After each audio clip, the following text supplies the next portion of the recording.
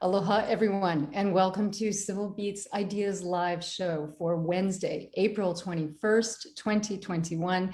We're really happy to have you here with us today. And as always, we're live. So we welcome you to send in any questions that you have for our guests today, any comments that you have about what we'll be discussing. We'll be here for about the next hour or so. Today, we are joined by three wonderful people who actually already all know each other well. We have with us Andrea Moore, who has been at Mililani High School since 1991. There for 30 years. She's currently a vice principal at Mililani High School. We have Amy Perusso, who was a social studies teacher at Mililani High School and is currently a state rep for District 46. And all the way from Chicago, we have Chef Greg Christian and everyone whenever Greg's name comes up, people say, oh, Chef Greg. And then that's immediately followed by a very large smile. And Greg is the founder of the Organic School Project and Beyond Green Sustainable Food Partners. So the reason that we have all come together here today is because it's in response to an essay that Greg wrote for us that actually ran on March 21st. You can find it in the ideas section of Civil Beat. Greg's essay was entitled, State Government Should Be Doing Its Part by Buying Local. And he was referencing the fact that the state government is actually the single largest purchaser of food in the state of Hawaii. It purchases it for prisons, for hospitals, and what we'll be discussing today largely for schools. The DOE is a huge consumer of food. It serves over 100,000 lunches daily to students and over 30,000 breakfasts daily to students. And its budget for food for school meals in the fiscal year 2017-2018 was almost $46 million. So the whole idea is how to begin to have those dollars spent in the islands and also to have that then translate into better food for the kids who are eating in our public schools. So taking it down to the food that people are eating, I thought that we love to start these shows in a very human way so that people can come to know our guests a little bit. And so I said to the three of them that I would love to start off today to take it down to this visceral level and ask them each to tell us about the worst cafeteria meal that they'd ever had in their lives and the best cafeteria meal that they'd ever had in their lives, and to just describe those for us so that we can all go back to that sense of what good cafeteria food is like and what bad cafeteria food is like. So Greg, will you start for us?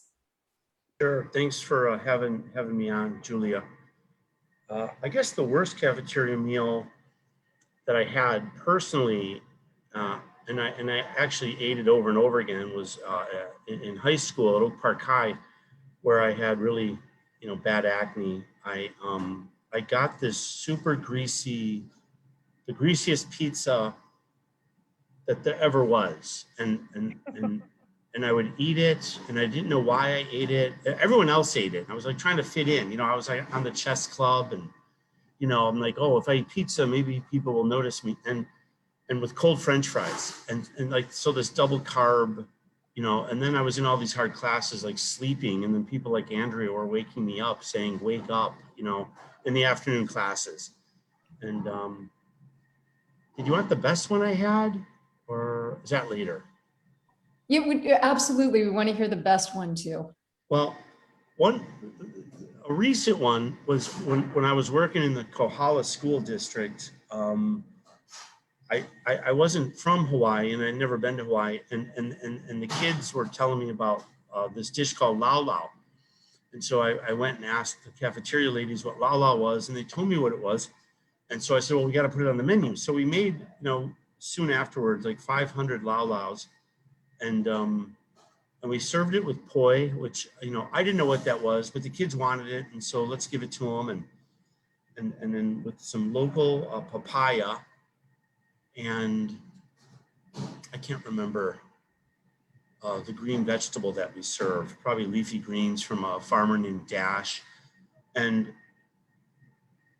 the kids like stormed the cafeteria. They had the longest line they'd ever had in the history of Kohala School. And it was just, it blew my mind, So that's one of my highlights on great cafeteria food. Okay, great. Okay, thanks. Amy, do you want to tell us next? Sure. So I think the worst cafeteria meal I've ever had was at a public school, but not Millennium High School, and I won't name names. But it was very thick pizza, like mostly the bread part of the pizza, and tasted like it had been frozen. And I just remember swearing off of school lunch for years after that because it made me feel kind of sick, you know. And the best school lunch actually was under Chef Greg. So when he was running his program at Milani High School, at one point he somehow got local shrimp, and so he made this pasta dish. I want to say it was shrimp scampi, but it was amazing, so delicious, lots of garlic, just like I like it. And yeah, I felt like, I can't believe this is school lunch. And the kids were just super excited. So yeah, that I remember that. Okay, all right, thanks. Andrea, how about you? Well, I grew up with home lunch. So my worst school lunch was at Mililani High School before Chef Greg showed up on the scene. It was the saltiest beef stew I'd ever had. It was just, I thought I was going to have a coronary. And the best was after Chef Greg showed up at Mililani High School and we did Lao Lao at Mililani High School. The kids loved it, the adults loved it, and it was great fun. It was one of those things where it's like food bringing the whole community together. It's magic. That's great. All right. Well, thank you so much for sharing those stories. And Amy and Andrea, you both mentioned Chef Greg being at Mililani High School, which leads me to think that maybe the next place we should go in this conversation, Greg, would be for you to explain what you were doing at Mililani High School, how you came to be there, and why you were there. Yeah, and I please excuse, I'm in a kitchen that I thought would be done working by now, so there's background noise. So I apologize for that. So Lieutenant Governor Shan Tsutsui asked me with some funders, Ulupono and others, to come to Hawaii and invited me to come and to build a couple farm to school models. So at both Kohala School District on the Big Island and at Mililani, which was the second one, we did pretty much the same thing, which was we asked the cooks if they had a magic wand, what they would want to. I kind of had not free reign. I still had to follow the USDA rules and the union rules, but we were given permission to make the menu a little different and procurement. We had a little bit of room on procurement. So we asked the cooks what they wanted to serve, if they had a magic wand, and we asked the students what they wanted to eat, if they had a magic wand, what they wanted on the menu. And then we asked farmers, both on Big Island around Kohala and farmers around Mililani, what food they had available. And then with the help of our dietitian, we kind of melted all those together. And then we asked the cooks to help come up with recipes and the students. And then we worked with the cooks on, in Kohala's case, it was maybe about 500 lunches. And at Mililani High School, it's 2,000 minimum lunches. We translated those recipes. First, we taste tested them, Julia, and we made sure when the kids said, you know, we want Lao Lao, we made Lao Lao, and is that what you mean by Lao Lao? We want spaghetti and meatballs, is that what you mean by it? Before we put it on the menu. And then we made sure that the recipes were gonna work for 500 and 2,000. And then we procured the food, and then we worked with the cooks on, it's a little more complicated of a puzzle, Julia, because historically it was like reheating things and, you know, opening cans of fruit in general, everyone doing the best they can, right? But now when we're scratch cooking, we have to wash produce and cut produce, and deliveries can get a little wonky, and it's a little more complicated puzzle. So we have to work in a kind of a team, different kind of team setting, if you will. For example, when I got to Mililani, there was one woman named Sun who had been there forever, and she was the vegetable person, and she alone could prep vegetables for 2,000 meals because it was mostly canned and frozen. So one person can do that. But now when we started bringing in fresh vegetables, we needed a bunch of people to help her, but they had other jobs. So we kind of moved people around the kitchen kind of quickly, and they would help like the vegetable person, and then the entree person, and then the baker, and then the fruit people. So we just had to rejigger. We didn't need more staff. We just had to kind of help each other a little more. And they were already used to helping each other. And then we measured at Kohala, we measured plate waste. So we watched, and milk waste. So we watched if they were really eating the food or not. Because if they're not eating the food, it's a big waste of time. So that means that the kitchen has to change the recipe or try a new recipe or get rid of that dish. At Mililani, we did 2 weeks at a time plate waste studies because people can eat all over the campus. So we couldn't track all the plate waste every day, but we spot checked it regularly with Natalie McKinney's organization. She was very generous about that. And then we left. And so in leaving, when we left both Kohala and Mililani, the cooks could scratch cook fresh food. We got the local food up to 42% at Kohala. I think we got it up to maybe 25% at Mililani, but it was all fresh. And the team knew what to do. The teams knew what to do, and they were empowered. And that's what we did. Can I just ask you a question about time? Because, you know, I would think maybe, and efficiency, because it just sounds that, you know, the difference between really scratch cooking, doesn't it just take a lot more time? Don't you need more people to do it? Can you explain that for people, what you discovered and what you know just from your work as a cook for so long? Yeah, so when I got into school food, I don't want to answer too long.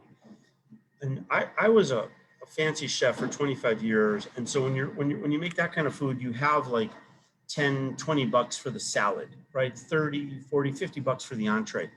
And you're buying more expensive ingredients, but there's some room there. The school food, the breakfast, they're getting, you know, $2, $2.50. The lunch, you know, $3.50. I don't have these numbers memorized. And they're different numbers all over America. You know, and so it's a penny's business. So now you have to measure, you know, the recipes have to be in weight, not volume. They have to be standardized, right? You have to measure overproduction. One of the days at Mililani, and I'm not picking on Mililani, we served the pork and cabbage dish, Kahlua pork and cabbage. So, excuse me. And at the end of feeding 2,000 people, there was 550 pounds left over of Kahlua pork and cabbage. And this is normalized in larger kitchens in America. So I'm not picking on Mililani, I'm not picking on Hawaii. And so that's a lot of money, not just in leftover food, but the time that you lost because you made 550 extra pounds.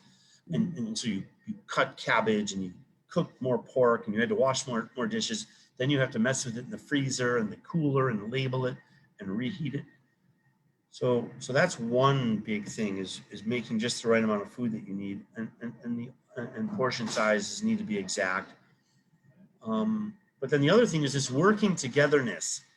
You know, it's kind of hard to explain, but America, we inherited the European style of kitchens where we work in silos, right? That's how they did it in France. We inherited that. So there's the salad people, the fruit people, the entree people, the bakers, and everybody stays in their lane. And this just makes sense to the European style of cooking, and so it makes sense to us. And it doesn't make sense if we're trying to scratch cook food in larger kitchens. It Sure. just doesn't make sense.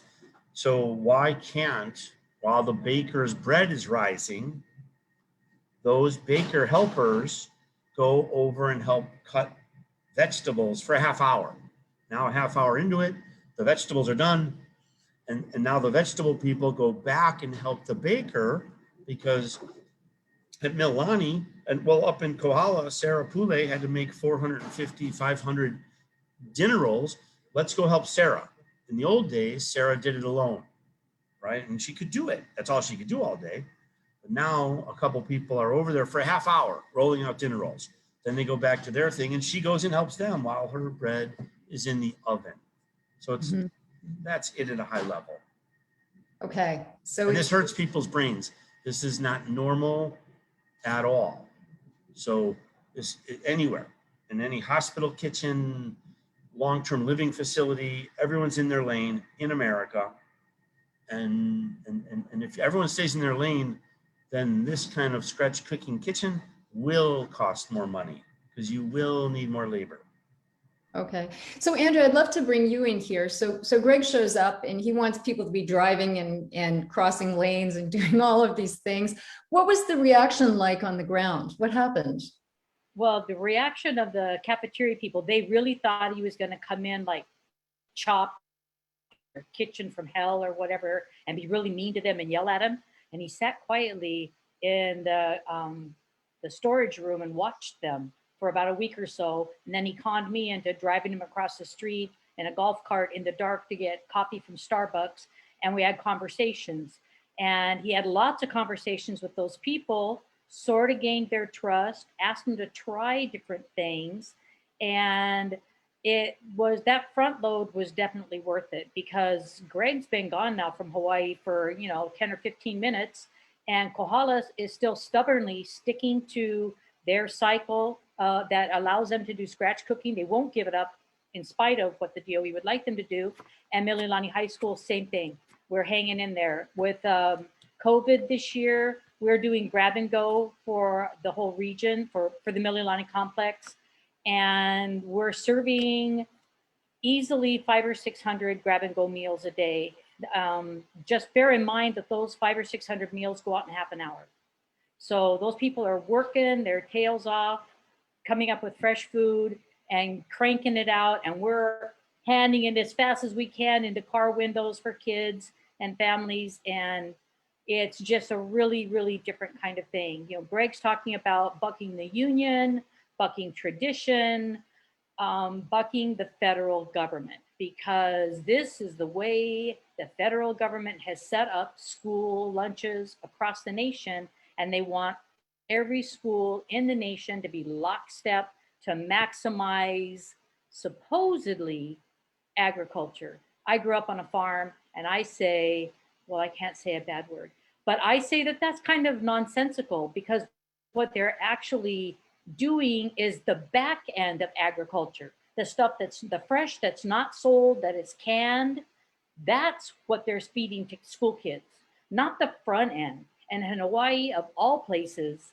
it's very, very clear that if we were doing the front end for the local farmers, they would be able to survive and flourish, instead of competing with weeks old fresh produce being shipped in, or the restaurants in Waikiki taking the little bit of local fresh stuff that is produced is mainly headed down to Waikiki to high-end kitchens.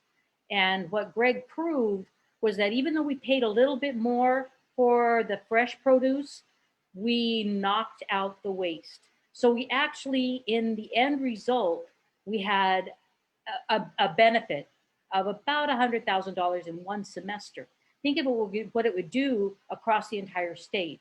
But it would require a completely different way of buying, and it would require some way to contract with local farmers so they would have a little stability to pump up that production for us. But they could do it, because they're not just one season around here, it's all year round they can grow stuff.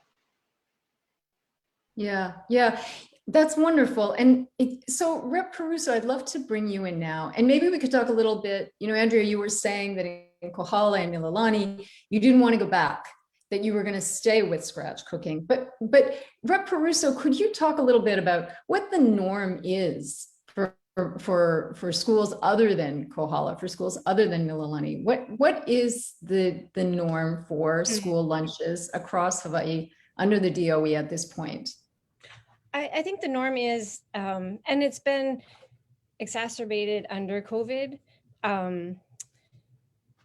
because people are really trying to figure out the grab and go system, and there's a lot of uncertainty around how many students would be served. And so I think during the course of the pandemic, we saw a reversion back to even more kind of canned and frozen approach to school lunches and breakfast.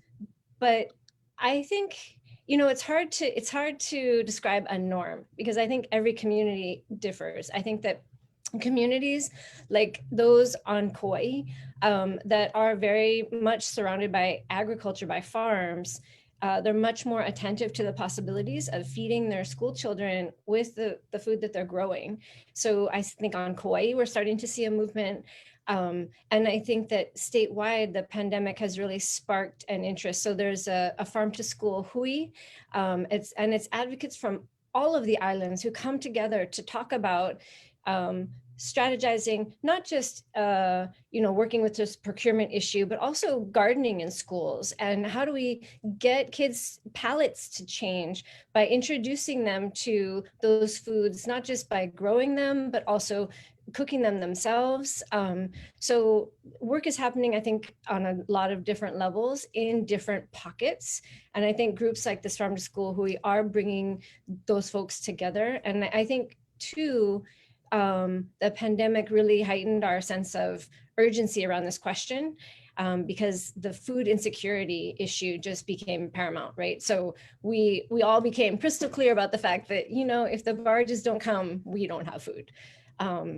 And given the fact that only 8% of our land that's zoned ag is being used to actually grow food, I think that we need to do some work around policy to support farmers, and also to do what Andrea and Greg are both talking about, which is to incentivize that production for our local institutions. So we call it farm to state or farm to, public, because we want fresh produce. We want our farmers to be providing in our hospitals, in our prisons. And I think that honestly, it serves the common good. It serves everybody to really think about that shift, but we can't just talk about it. Like we have to, like Andrea is saying, like change our procurement processes. We have to retrain folks like Greg was doing in all of the kitchens, right? And I think that the Department for Food Services, like they're talking about Assistant Superintendent Randy Tanaka is talking a lot about food hubs and big, massive kitchens, right, to make sure that we can process foods to send out to the local schools. And whichever way we adopt, I think we're all on the same page about the need to regionalize our menus so that we are closely connected. Our schools, our prisons, our hospitals are closely connected in terms of food consumption with what's being grown around us, because that's what makes sense to kids, like that's how their palates are developed. So yeah, I think that it's hard I see diversity. I don't see a single norm, but I think in that diversity, we have a lot of strengths and we should build on that diversity. So that brings me back to the USDA requirements for schools and nutritional requirements. And because I think Greg, you mentioned those, Andrea, maybe you mentioned those too. And how much autonomy do the schools have? For example, if a school just says, well, this is what we want to serve our kids. Is that acceptable? Is that legal? How does that work? What are the barriers and what would need to change for that diversity that you're talking about, Amy, to really flourish? We have things in place essentially to make sure that we provide, especially children, with safe and balanced food. And we have guidelines from the federal government about what that balance means and what that nutrition means. And so if we decide when we decide we want to do Lao Lao, everything had to be vetted through the DOE nutritionist, which was great. But why can't we do that more often? We're really not invited to do that. And, there's a lot of blocks and they throw a lot up, but it is absolutely surmountable, especially in Hawaii. We are so connected to our regional foods, our local foods, our ethnic foods. And one of the kitchen people was telling me this morning when I stopped in to see how things were going, that one of the great big football type boys gave her a big hug the other morning and said, "Auntie, what's for lunch today?" And, right now, especially in the pandemic, kids they're not able to go see their families. They're not able to go and hug people. And here they are getting some satisfaction, some comfort in school lunch. That's powerful. It's very important. Yeah, just to add to that, we just had a story in Civil Beat about just how much hunger is now showing up with kids in the wake of the pandemic, and so much economic trauma that's happening out there. And so that just reemphasizes just how important these meals are. Let's speak to that really quickly. Sure. Because, and I know Andrea understands this pattern across the Department of Education, but in my district, every single school is a Title I school. So that means that the majority of the children in my community are food insecure. So that one meal, that's why I'm so hyper-focused on this issue, because that one meal at school could be the most reliable source of a warm meal for that child that day. So I think it's important for me to keep my eye on that perspective, child poverty and how it's revealed in our food system. Mm-hmm. Right. Do you feel that this perspective that you're sharing here, how open, you mentioned the DOE nutritionist, how open to this change do you feel that, I realize this is a generalizing question, but is there, you were talking, Amy, about how the pandemic has shaken everyone up and made people much more aware of things. Do you feel there's a kind of a widespread feeling at the DOE that the food should change, the systems in the cafeterias should change, that it's time? No, I don't believe so. The public depends a great deal on all kinds of schools, to provide services above and beyond educating their children. And it's a Herculean task, and we do our best to meet all those expectations and to serve the students in their best interests. And when you're thinking about it that way, food tends to take kind of a back seat. And right now, there are no other schools on Oahu that are doing what was deemed at one time Aina Pono, and Amy is getting a bad name for trying to do this at the Lelehua complex. It's not LMW, Amy, that's Lelehua, but you know what? Go for it, because Greg has proven that it's pretty much one school at a time. So Greg, maybe we can bring you back in then. How, if it is one school at a time, how does this get scaled up? Well, we when we left, we wrote a 93-page manual, and we gave it to DOE Food Service and said, this is how you scale it up. And so that's somewhere in that office. So for me, I was ready to start doing 10, 15 schools at a time in regions. Well, a few things have to happen. One is, in my opinion, and it's just my opinion, and that the menu currently is the same at all the schools on all the islands, and you really need to regionalize the menu if you want to have any hope of going at this. And so it's really hard to serve 256 cafeterias the same meal. The local supply definitely isn't there. But if you turn Hawaii into 10, 15, 20 regions, right? And it probably would be easy to do that if it's not already done. And then you find the one or two that are ready to go, and the early adopters, and you don't go where you're not wanted probably. And then as more, now you're at 15, 30 schools, and you're learning as you go, and then everybody follows suit. Every kitchen can't have their own menu, that you don't have enough dietitians to make sure that you're following all the rules. So you would need a little bit of help on approving menus, but yeah, you bite it off in chunks. I was ready to do 10, 15 schools the next, after Mililani, and it just wasn't meant to be, And schools are asking for it. They were wanting to know when is their turn, and then it just dried up. And Yeah. why did that happen? The funding went away. Greg has a way of pointing out what can be done and what should be done, and he pisses off people, especially politicians. Amy, they change, Amy. I love Chef Greg. I knew she was going to tease me somehow, but I just wasn't sure how that was going to happen. I know, I want to pick on you too, Amy, but okay, after. You're going to have to get in line. So, Yeah. But I wanted to say that I think that it was a shift in leadership, right? Because Shan Tsutsui went back to Maui and took over Mahipono, and I just think that leadership at the executive level for the program disappeared. I wanted to add though that while I agree with the invitational approach, right? As a teacher, I recognize that the most effective change happens when people want to engage in that change making.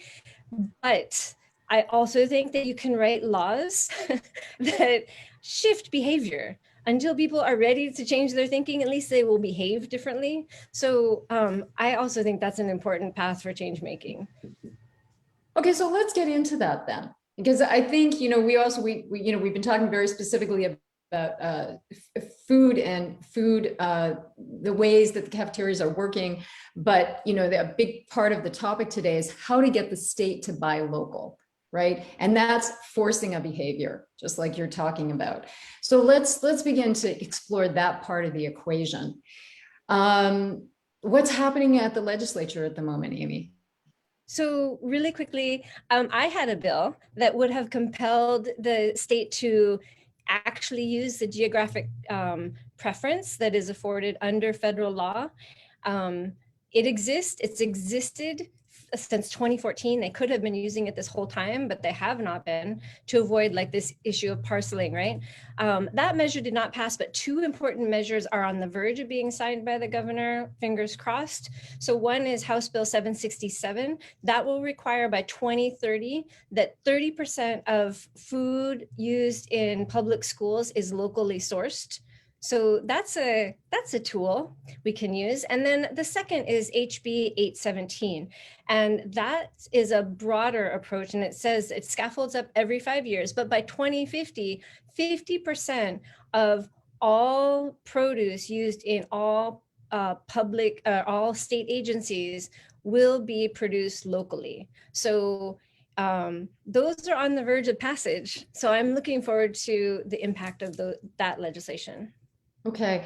And I'm curious, is the legislation written in such a way that it supports that change happening?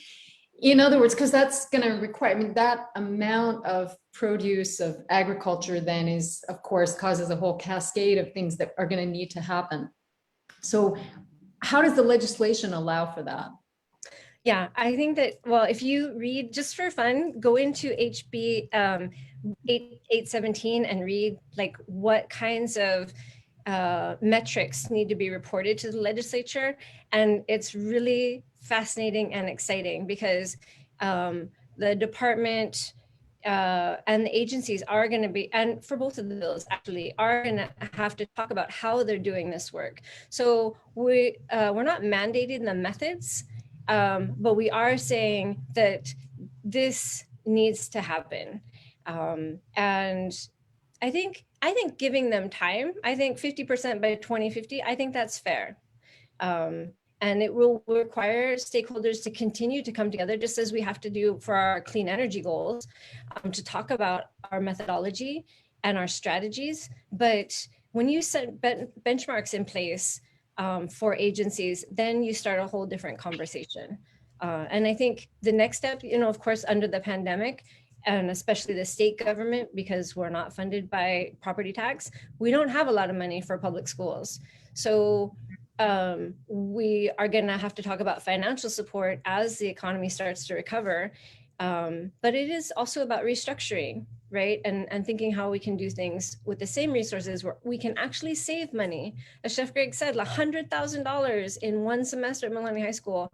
And that's when you take a serious look at waste, right? Yeah. And you are really more attuned to feeding children, not just producing on this industrial scale. So I think that it's totally doable. All of this is doable. And we can use carrot and stick. And I am fine with just being like the stick person. The teacher. Here's a question that's come in from Cynthia for the panel. She's asking, is it possible for public schools to directly receive individual citizen or private donations for a scratch-based lunch program? So I don't know how that works, but I know, Greg, you were talking about funding being an issue. And so let's say private citizens wanted to become involved somehow because they see this need for change. Is there a way for them to do that? I'm not going to be able to answer that. I don't know what the policies are at at DOE. Yeah, Andrea, Amy, do you know? It's kind of an unknown at this point, so I don't really know. Okay, so I guess yeah, I mean, I think the one important consideration is that the food that is being served in public schools, as in all state agencies, it needs to have met the FSMA requirements, right? So the food safety requirements. And I think that that would make small donations problematic. Any farmer that's not actively using the FSMA process, then I don't think they would be able to supply the public schools. Yeah, okay. I would love to talk a little bit about the students here and just what you witnessed on the ground in Kohala, in Mililani, as these programs really got underway. And I know we've talked a little bit about waste. You've sort of talked about some of the efficiency metrics, but I think I'm more interested in it almost from an emotional standpoint. What was it like for these kids when they watched the food on their plates changing? And I feel like I'm in the classroom. Oh, I see a hand.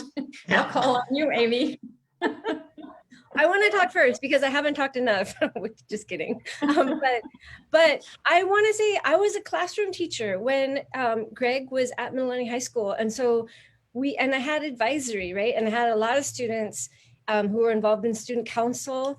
And I have never seen kids take such ownership over a program. And then in the following year, be so heartbroken when it disappeared.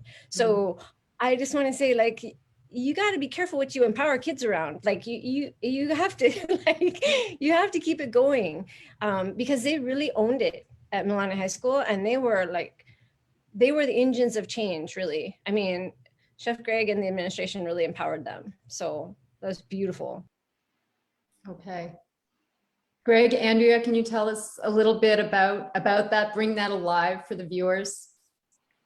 Greg, tell not only your laulau from Kohala, but the pineapples, the ladies in the cafeteria and the pineapple. Oh, yeah, we got some fresh pineapples in, and the truck pulled up, and all of a sudden, all the ladies, six, 7 women, it was all women in that cafeteria, silently followed me out, processed out, and helped unload the pineapples and bring them to the sink where they were going to wash them and then cut them. And I asked them why they did that. And they said, in the last 25 years, there hasn't been a fresh pineapple in this kitchen. And so it felt like being in church. It was wild. I mean, it was wild. And then when that wore off, you know, they were like, how are we going to prepare all this pineapple and be ready for lunch? Like they were just scared, you know. It was so nice. And I said, well, what if we leave the skin on and then we just quarter them? And they said, oh, that's not how we eat pineapple here. And so I thought about it and I said, what if we leave the skin on this time and one more time? And then you'll be faster. And then the third time we serve it with the skin off. And they thought about it and they were like, deal. With the kids were quiet up there. And it was just the beginning. I made so many mistakes in Hawaii, and this is just one of like 1,000. I went into classrooms to start talking to kids about what they wanted to eat. And everybody, they were just quiet and shy and they just looked at me. So I started calling on kids, which I didn't know any better. And then the teacher, like, or Jason Watts, like somebody important, like ran me outside. Can I talk to you for a minute? And I'm like, yeah. And they're like, you don't call on people.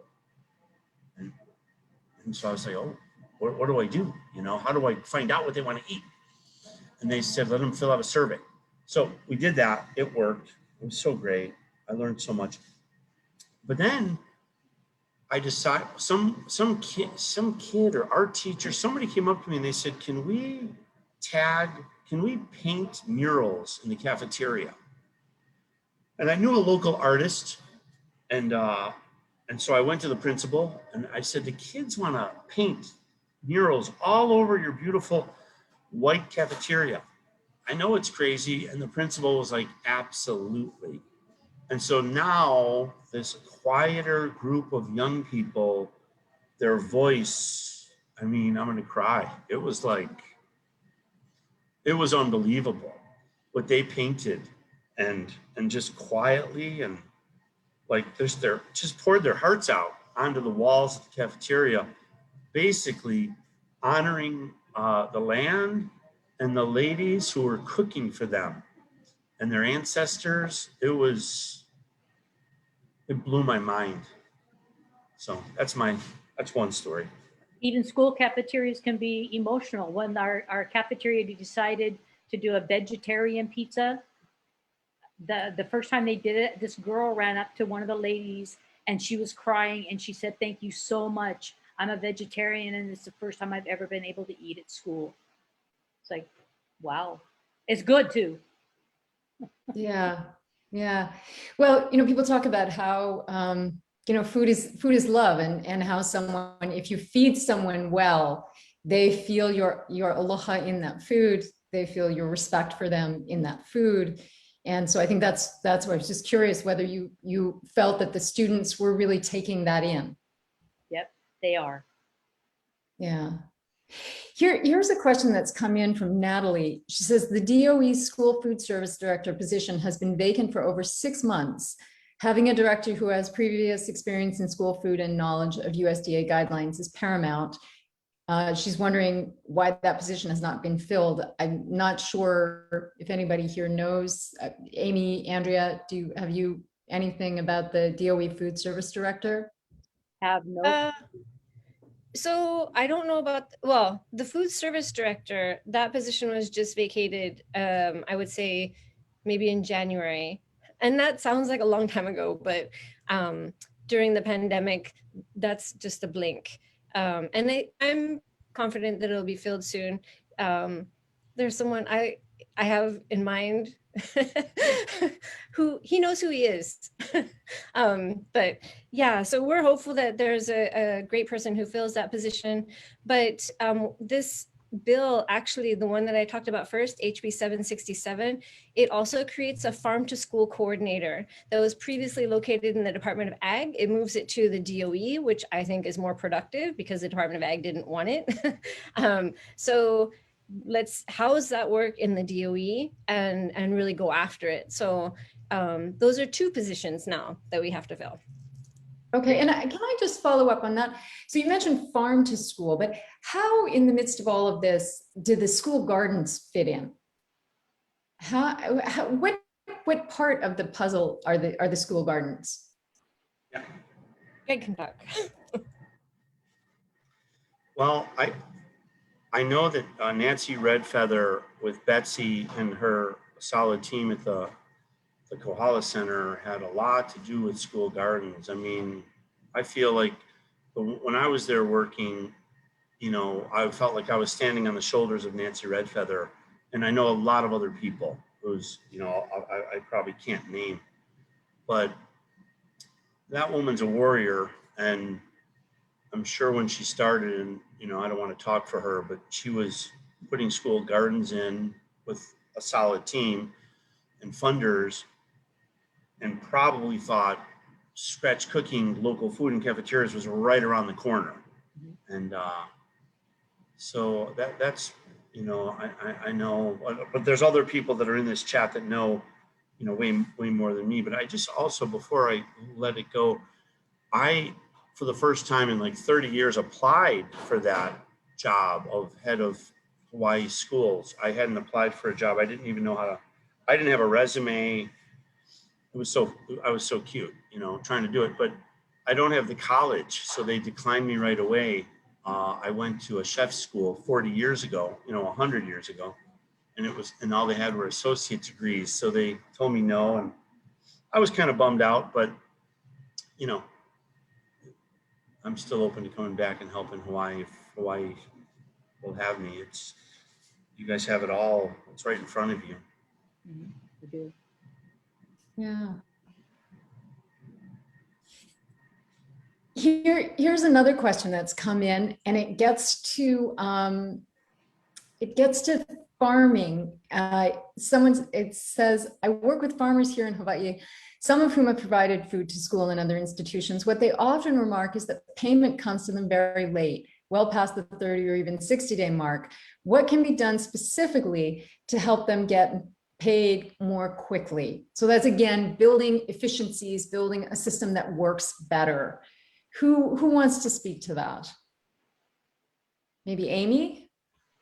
I can speak to it a bit because I think that it's one element that we didn't have success on this session, and that is building multi-year contracts, right? And building these stable contracts through which farmers are paid on a just routine basis. So that requires a routinized purchasing process, procurement process. And I think that once we have that set in place and we can get these farmers on these long-term contracts, so it's not a one-off where they're providing for the schools or the prisons or the hospitals, but it's just a long-term contract, then you're not going to see these problems with payment. I do think we have some very outdated systems, as I think people discovered when we went to deal with our unemployment issues. But I would say our entire state, that is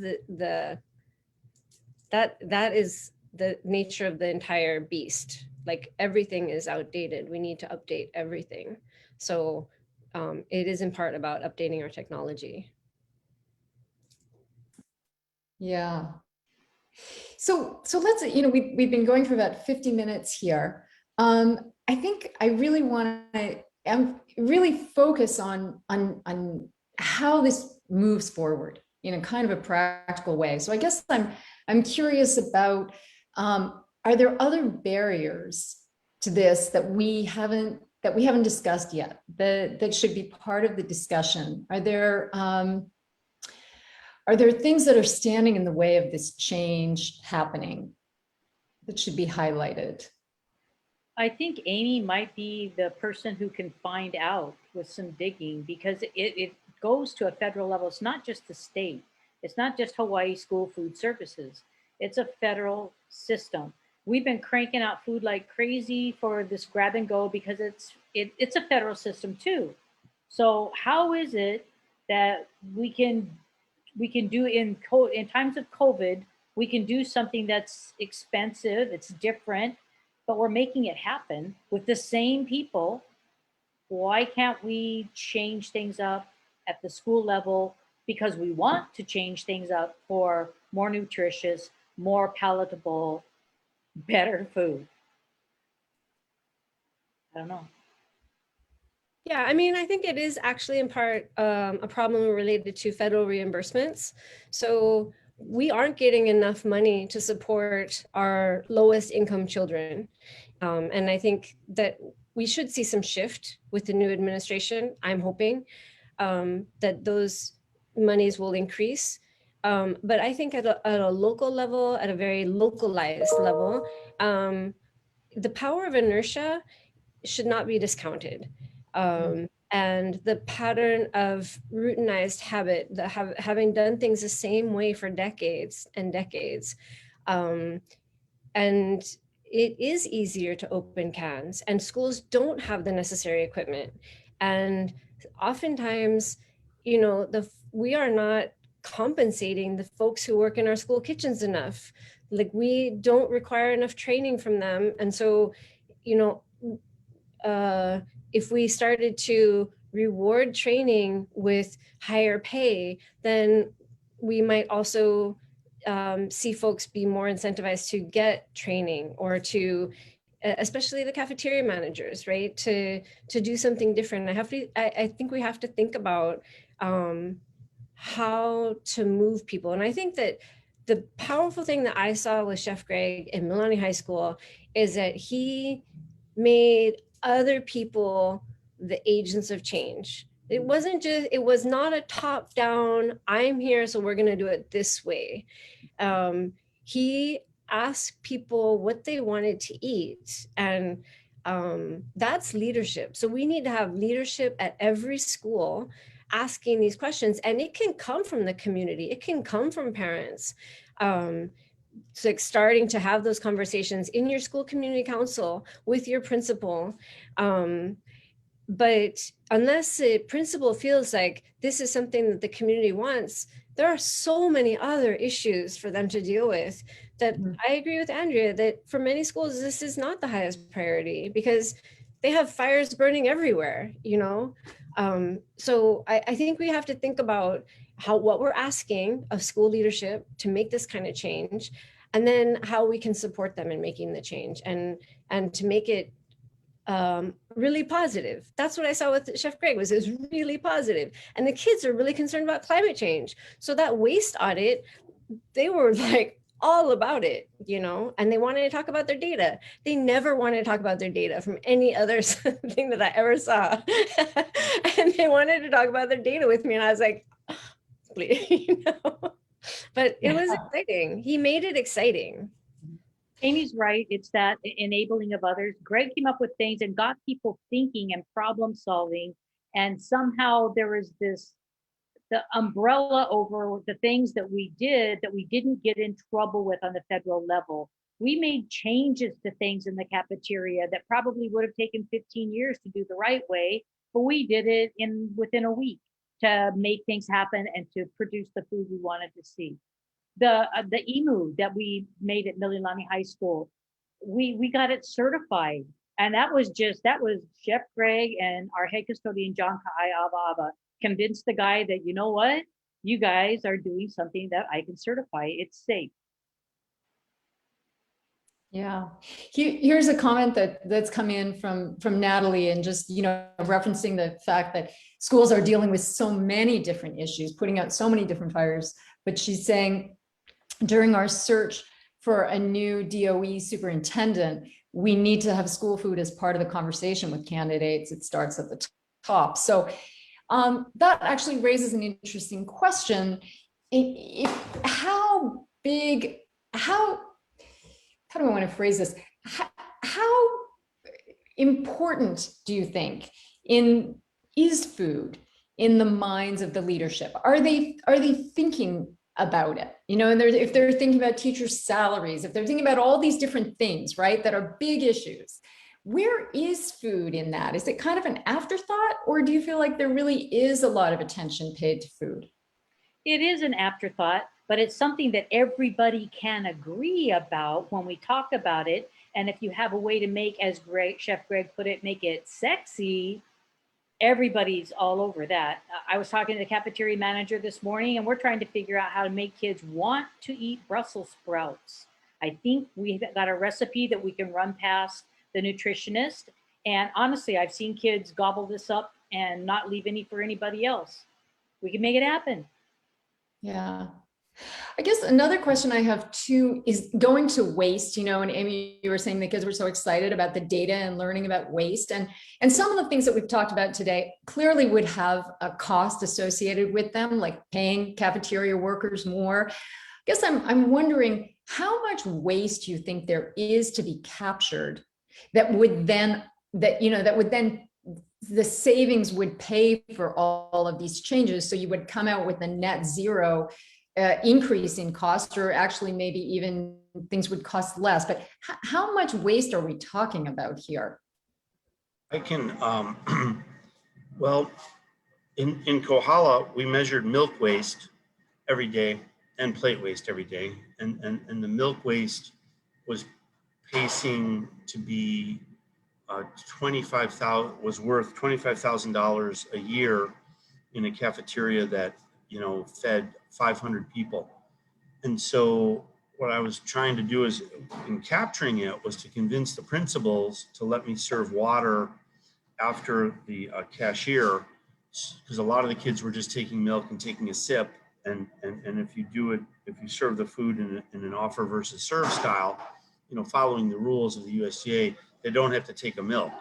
We weren't telling kids don't take milk. We were just saying, if you're thirsty and you're going to take milk just to take a sip because you're thirsty, but you really want water, take water. So then with that extra $25,000 a year, this is just one cafeteria, just the milk waste. Now we can, then we called Jill at the slaughterhouse and other farmers, Dash and buy local, we went from 30 cents a pound ground beef there to $4.75 a pound local Big Island ground beef. And we still saved them, they saved about $32,000 in a semester. The amount of food and milk waste in all cafeterias in America, almost all. So really want to be clear, not picking on Hawaii or Kohala. It's unbelievable. It's unbelievable.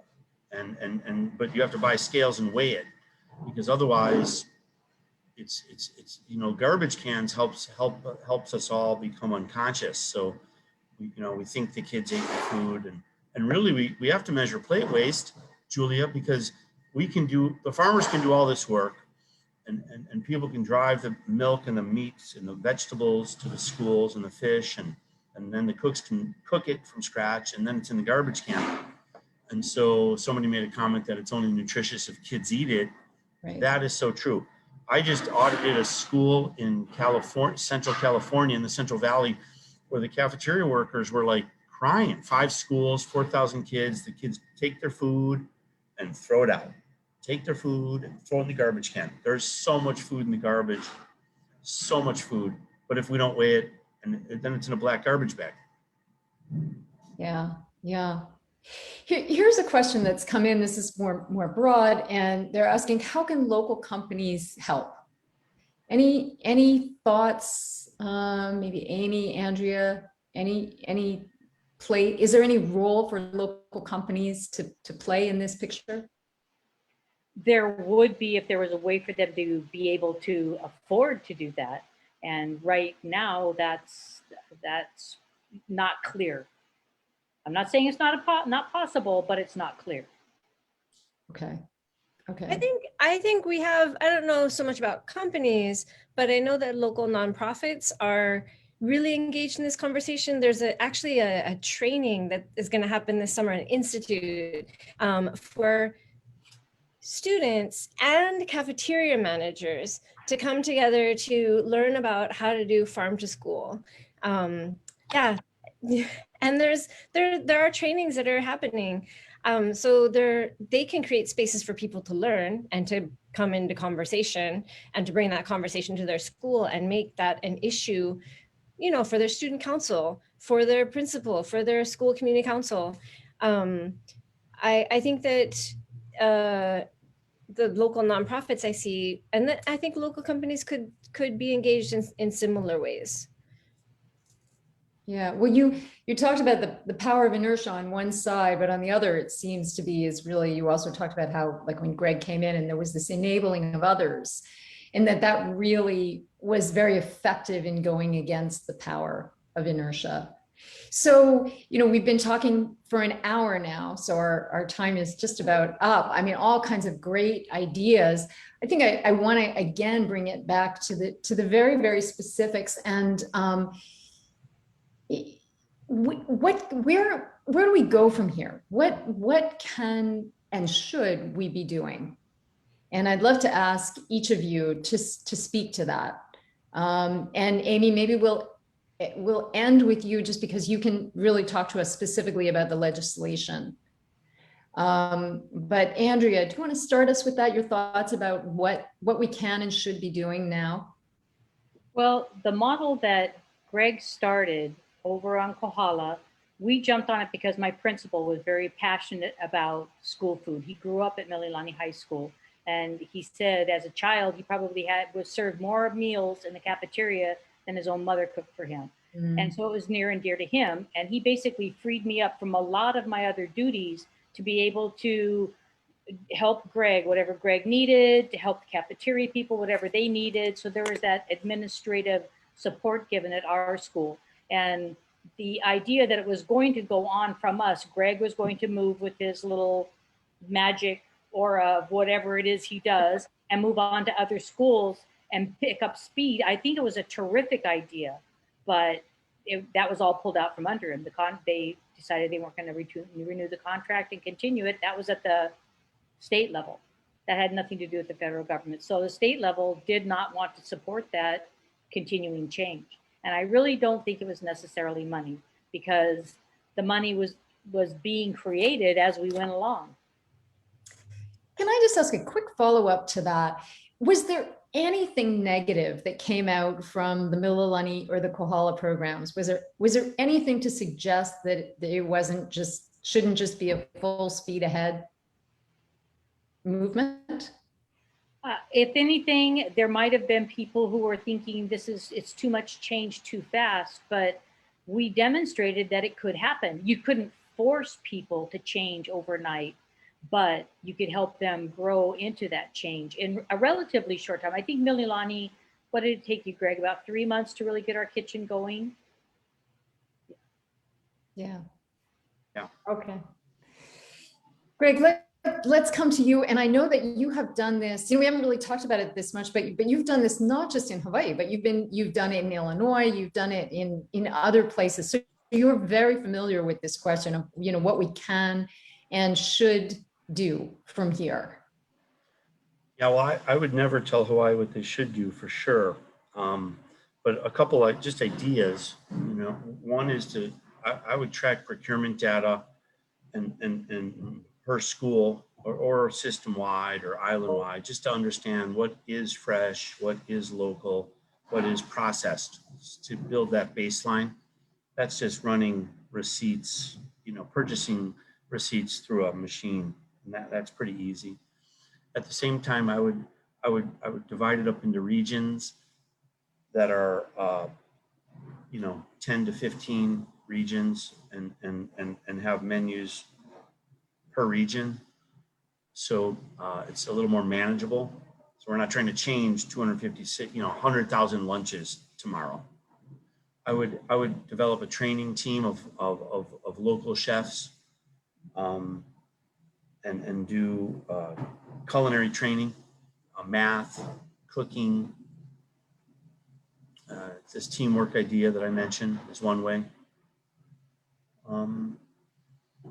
And then at the same time, and then I would go slow. I would take a year, 2 years, 2 years max, to ease into scratch cooked food. So what we did at Mililani is we did no scratch food for the first 2 months. And then the third month we did a couple of dishes. And the next month we did a couple more. And then we ended up with, 100% scratch cooking. So it takes it hurts a little bit. It hurts the brain a little bit. It's more complicated puzzle. So easing into it, but with a plan, the whole time measuring this data, not just procurement data, but food cost and labor cost. Food cost and labor cost and supplies cost is not figured out per school. And it would be really powerful data to know, how many meals are being made per school and relate that to food cost and labor cost. And then you'll be able to find the schools that have the best food costs and labor costs and go there and find out like how they do it. So those are some ideas. Yeah, all kinds of ideas. All right, so we come to the politician last. Amy. No, to be clear, all of these folks are politicians. Okay, Amy, don't start. And you're a teacher too. So, So I would please. say I like all of those ideas. The only thing I would add, well, a couple things.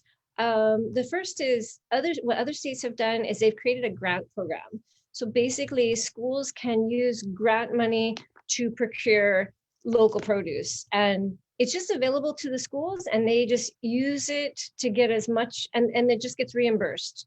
It's very straightforward, and it kind of eliminates some of this roadblock that we see in food services, and it gives power to the cafeteria managers.